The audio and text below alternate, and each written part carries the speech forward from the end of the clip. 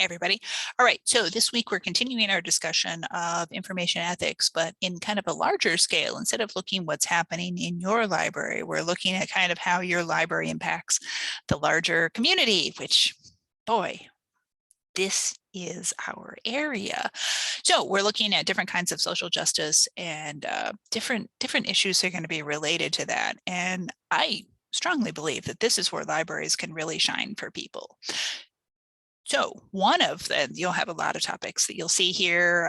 Google around definitely and think for yourself about what are some other topics. But one of the topics that I think is really key that libraries do for social justice, and this sounds minor almost, again, because as I mentioned, we are the information elite. Libraries provide access to the internet. I don't really think about the internet. I mean, I have a phone that I carry with me. I go to work. I have a computer. I go home. I have a computer. I have a TV that I get Netflix, Hulu, whatever I've subscribed to that month. I don't think about it. But a lot of people are not like that. A lot of people are not nearly this fortunate. And this is who comes to the library is I definitely, my entire career, I've spent time working with people who, don't really understand how to use computers because they just don't, they haven't had the experience. Not that they're dumb. It's not that they don't care. It's that they don't have the experience and they don't have the fiscal or whatever other kinds of resources. Not just that, also, once you step out of New England, if you haven't stepped out of New England, I suggest it. Big country outside of that. Lots of very big open spaces that will never, ever have cable, will never, ever have wired internet available to them. That will not happen. So a lot of people don't have internet. Doesn't matter how much they would be willing to pay for it. It just does not exist. My own parents live in, where are they? Central Illinois. And the reason that they now have internet is that they live across the street from a school. And when the school bought into some, I don't know, fancy system, everybody who lived along that rural road was able to also buy into it because the school had it. Otherwise, yeah, no internet, no cell coverage. When you're out, again, I like to road trip. I like to drive across the country. I spend a lot of time in big open places. I like to camp. The minute you step off of a highway, your cell coverage is gone. Yeah, that's tricky.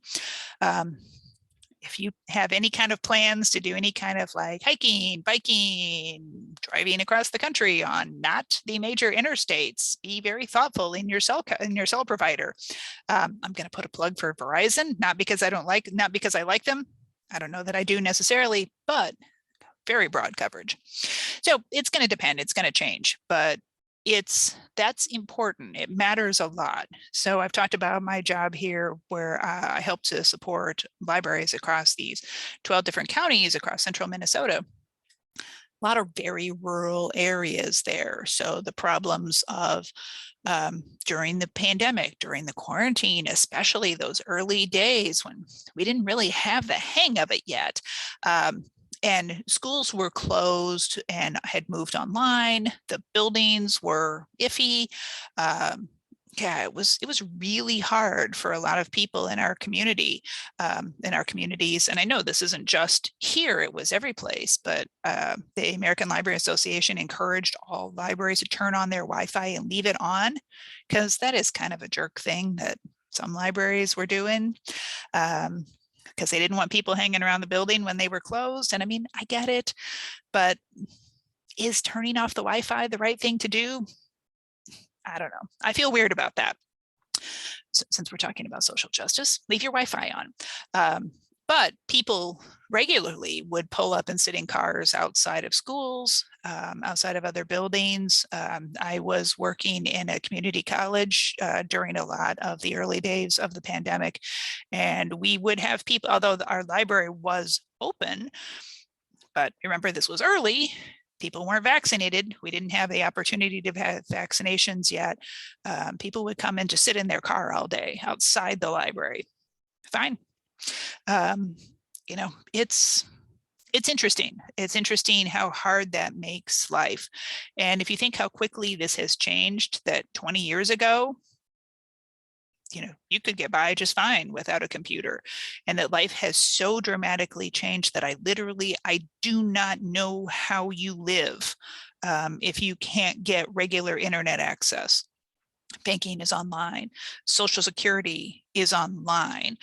Social Security checks are, when they first went to just being direct deposited instead of mailing checks, that was a very hard change for a lot of patrons who would come to libraries. Now you see your doctor online, you go to school online, you do your job online. And if you're the only one in the house who has a computer, but 5 of you live there and you all need to go to school and go to work online, that's hard. So be thinking about libraries as a place that provides social justice, and in a much larger spectrum. I'm trying to keep this short, but just providing free access, free computers for people to be online.